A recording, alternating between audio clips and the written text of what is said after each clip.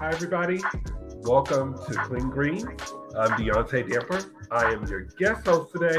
So happy to be here. And I also have another guest host. Please introduce yourself, guest host.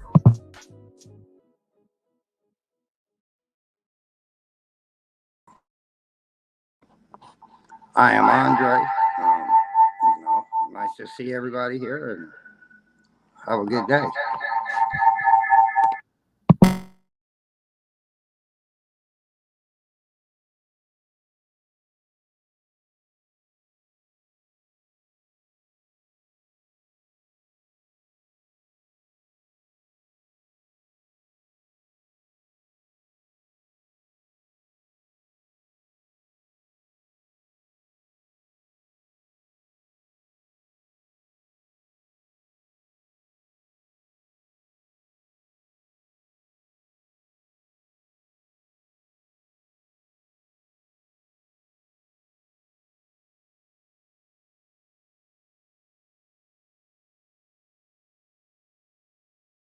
Oops.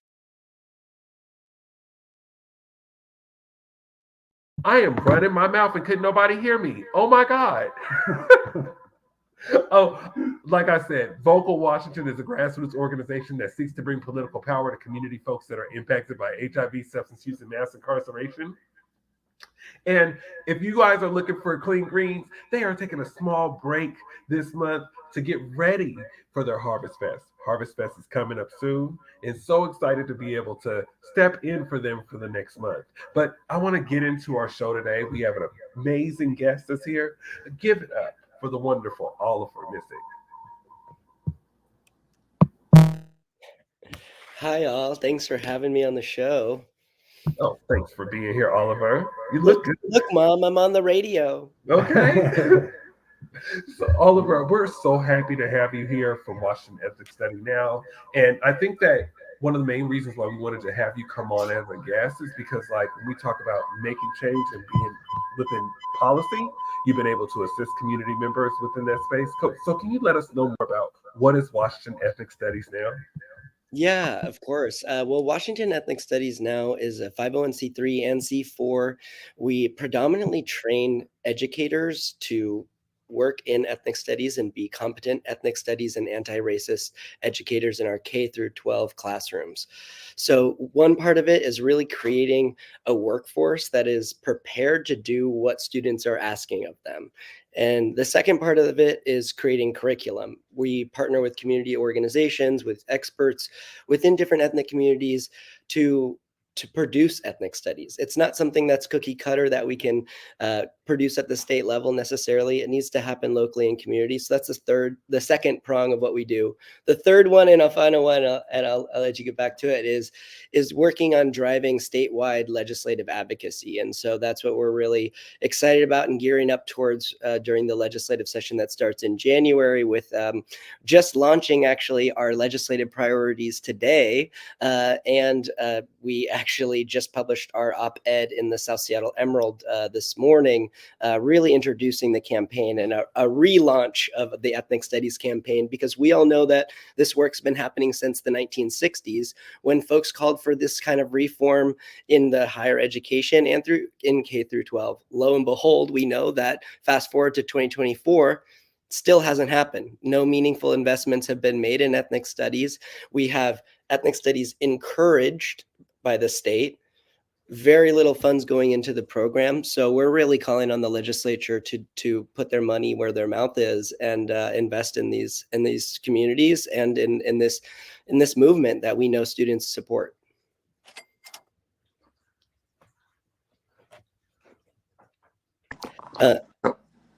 So why is it important for ethnic studies? Yeah, I mean, prioritize. Yeah, why is it important is a great question. Washington State School, and I'm a history teacher, so I'm going to go back a little bit. It goes back. Washington Ethnic Studies now recognizes and knows that ethnic studies is important because, first of all, students have been calling for it for years. And that is something that we need to listen to our students. They're looked over, especially our BIPOC students, Black and Brown students that have said, hey, we want not only teachers that look like us, but we want content that is culturally responsive and culturally relevant to us.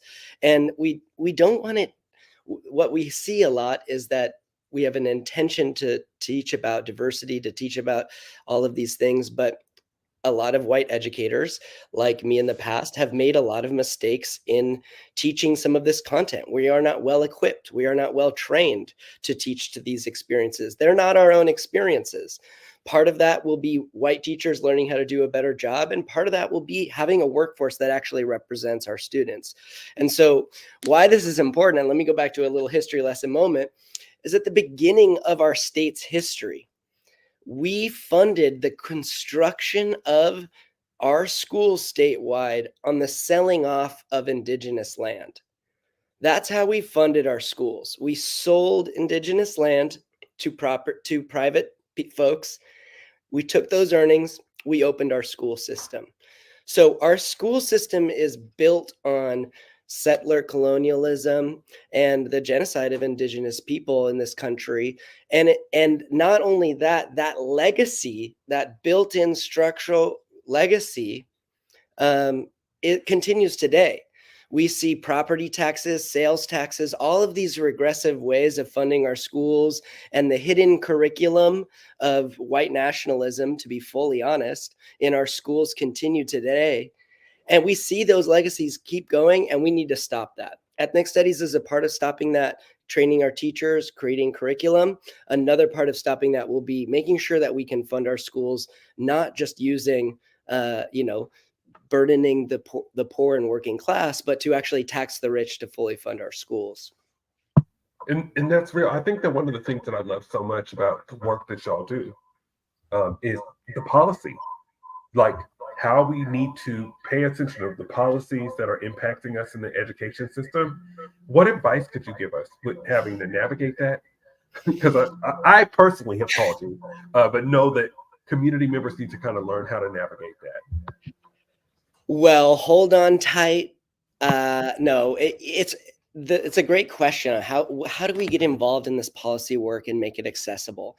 I literally have 30 tabs open with hundreds and hundreds of pages of city and state documents right now, and not everyone can do that. Not everyone should do that. Unfortunately, these bureaucratic systems are designed exactly the way they're supposed to, which is to alienate working class folks from these processes, from alienating youth from these processes.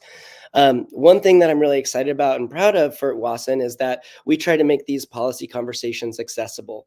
We hold monthly coalition meetings and actually weekly coalition meetings on Wednesday at 6 p.m.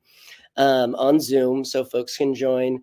And here we really unpack not only what policies we're approaching to amend and change at the state level, but we bring in politicians. In September, we met with Superintendent Chris Reichtal and brought him into those conversations.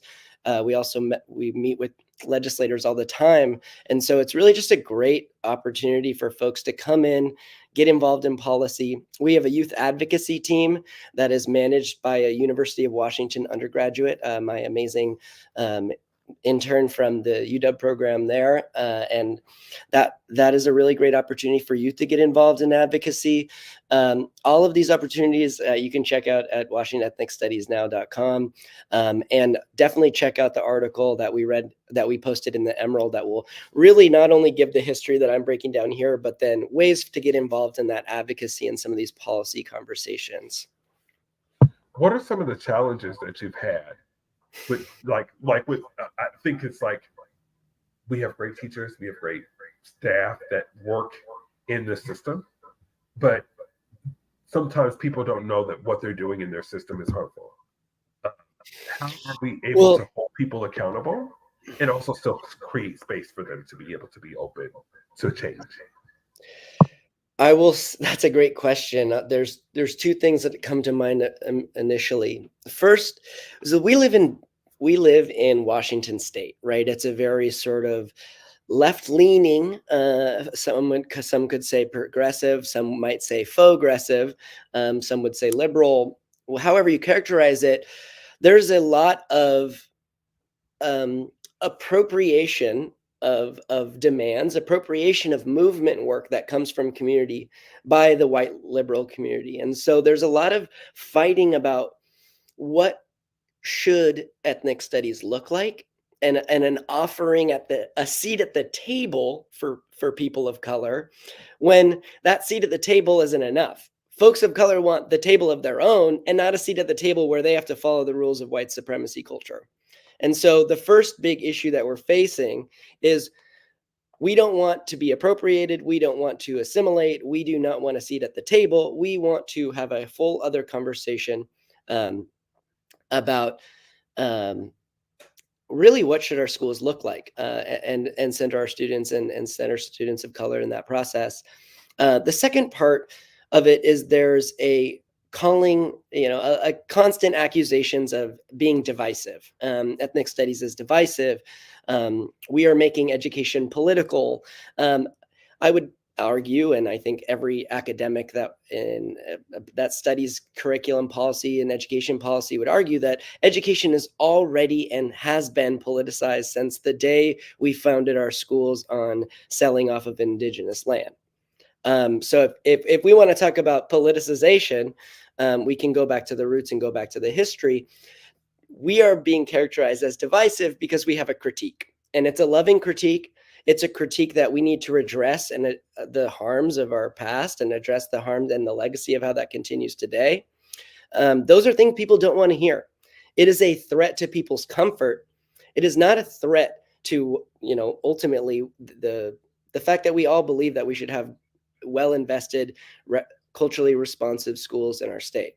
So those are some of the big roadblocks, is, really appropriation and the mischaracterization of divisiveness, when, we live in a culture that doesn't really understand how to take criticism without taking it, as a political attack, when it's a personal attack, when really the politics are personal. So we're getting into it. So can you tell us a little bit more about your op-eds that you've been writing lately? Yeah, I mean, the op-ed really goes through the history of Washington Ethnic Studies Now, and it's co-written with Dr. Tracy Castro-Gill, who has really been one of the main leaders working to support this advocacy effort across Washington State. So it goes into not only what educators in WASN have done, but also some students that the students have been protesting at school board meetings across the state, really not listened to. And so we're bringing this all to the Washington State Legislature. And the article really shows that this has to be a collaboration of a lot of different agencies. This has to be a rethinking of our teacher prep programs. If we want teachers to be prepared, we can't just create one a side endorsement. We should be creating endorsements for ethnic studies so that, you prove that you're effective at being an anti-racist educator. But we want to make sure that every educator is a competent, culturally responsive teacher. And so we're really looking at how do we change the core of the teacher prep programs. And that takes a lot of work and a lot of coordination to rewrite those programs within the universities. So the article kind of goes over our strategies for this session, what legislative strategies we're taking because we don't want to just mandate ethnic studies without having the teachers to be able to do that. This is one thing that we really love to do, is create these sort of symbolic mandates without actually meaningfully investing in how to get those mandates accomplished. So super excited. The article, and we could drop it in the chat, but the Emerald has been a consistent supporter of ethnic studies, and they're publishing our Back to School series, which is going to go through the legislative session. So if you're really interested in following what we're doing, the Back to School series and the Emerald will be a great place to keep a tag on it. Absolutely. You already know I'm checking on it. I did want to ask too, like, as we are going, like with the work that Vocal does, we work in the areas of policy and making change and advocating for folks that are impacted by homelessness, HIV, and within that advocacy, is there any way that we could be able to bring some more education towards our community folks in the areas of harm reduction? Does that count in the way of kind of like navigating? Because I've been going into the schools and teaching folks about harm reduction, and kids are engaged and they want to know more. And I think about the war on drugs and how it's impacted Black and brown folks, and kind of educated folks in that space. Do we see a call to action in educating folks on what's the current things that are happening in community as opposed to history? Yeah, no, I love that. And the interconnections of all these issues is just it's so profound. And sadly, that's one of the ways in which our, local and state and education policy, really works to derail some of the natural interconnectedness of these issues. And so what we're seeing, for example, at the city level, at city council, we have the student mental health discussion playing out. And a lot of that has the intersections of community safety and response to drug use, mental health crisis, school violence. All of those policies right now are being debated at the fall city council budget cycle that has begun, with the mayor's budget being dropped earlier last week, on the 24th. And what we're seeing in his budget is a drop from $21 million to $14 million in the budget. I actually just have that tab open and was looking at it a minute ago, which is not fun, but it is just a reality that there is a divestment from a promise to students made in 2023. And we're actually leading a student-led coalition to approach the city council and to tell them they absolutely need to fulfill that promise. And not just for $20 million. That's an arbitrary number that doesn't even go far enough to fulfill the needs of community safety and treatment and all of these alternatives, community leadership opportunities, restorative justice practices. There's a cut for $800,000 for restorative justice practices in the mayor's budget from last year. What is that? How can we say we're doubling down in community, restorative justice practices when the budget's being cut on that? We cannot fix things if we're not funding them. That has been a long-standing thing we can agree on, but that was a long-winded answer to say that there are a lot of different ways from city to state ledge. And I think if we want to take action now, there's action happening right now at city council that we need to be showing up and supporting our youth and demanding that the mayor and the city council stop virtue signaling and dismissing citizens who come to city hall to express their perspectives. They cannot keep dismissing and patronizing our youth. And that's what they do when they say we come up there and demand for them to make changes. They punt it off to the legislature, and we're tired. We are also working with the legislature. We know this is also a statewide issue, and we want to find statewide solutions. But the city should lead the way to pilot those programs for the state. And that's how policy gets made. We have leaders at the local level establish pilots for meaningful community engagement, and those get brought up to the state level as great models. So hoping Seattle can lead the way and we can have some community show up and support at city council budget cycle, support the solidarity budget this fall. And before we get into that, because I'm about to I want to unpack that a little bit more. But before that, I want to just hit y'all with a quick commercial. Catch the high school football on Rainier Avenue Radio this Friday with a double header, right? It is the Metro League 3A games, right? It's starting Seattle Prep and Rainier Beach at 5 o'clock, then Roosevelt and Garfield at 7:45. Y'all got to check out that double header. It is this Friday on Rainier Avenue Radio, starting at 5 o'clock, okay? And I'm a beach person. I went to Rainier Beach, so we got to pump them up. They had an amazing game this weekend beating Garfield. I know my Garfield folks are going to be sad about that, but they'll be okay. But make sure y'all check out that game, y'all. So Oliver, when you talk about your youth engagement programs, like what does that look like? How are the young youth getting engaged with Walson? Amazing question. Yeah. Youth are doing a bunch of different things. I mean, and we're really, I think about our work as a couple of different prongs. We engage with government affairs, which means students are meeting with legislators actively.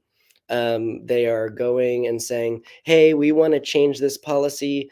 What are our avenues? What are the levers we can pull? Who else should we be reaching out to? And so students have been a part of the process of meeting with legislators on our ethnic studies legislation, for example.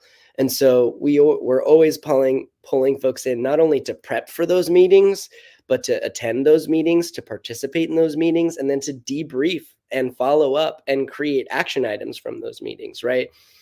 Something that people do often is a lot of in sort of tokenizing inclusion and participation of youth, not in the process, but in a way to check a box to say this has been supported by youth. We see that happen from city officials all the time. So we're fighting that in our group. Another way we're doing that is publishing youth.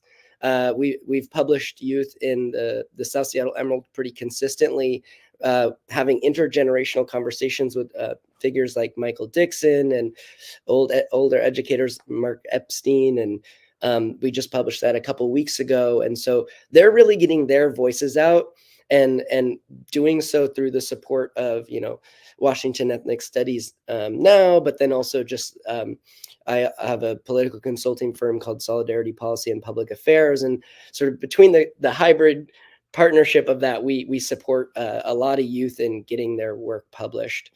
The other part of that is organizing. So government affairs, media affairs, or public affairs, and then organizing. We're helping the Seattle Student Union organize citywide school summits. So in at least 5 different high schools across the city, there will be conversations at the ASB student level where they're talking about what should we do with community safety and school safety, mental health, and with the fact that we're consistently being overlooked as stakeholders in education policy. And so there will be a lot in the next about week and a half. There will be school summits that are popping up across the district, having conversations where we will then approach the city and the mayor with a list of demands when we have our citywide summit that will happen in the next coming weeks. So those are some of the ways, multiple strategies. We got to have them. So what is your favorite op-ed that you posted so far or that you're working on? Low key, my favorite thing about writing is well, gosh, that's a hard question. I'll give you 2.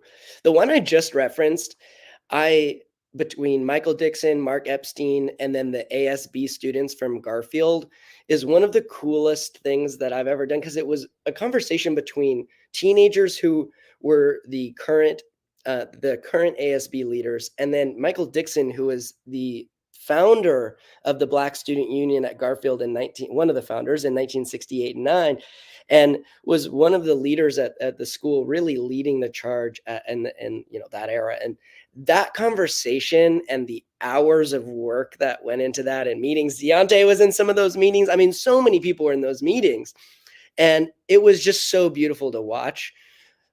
My shameless guilty plug of one that I enjoy is all the articles that are talking about Education Finance 101, 102, and 103.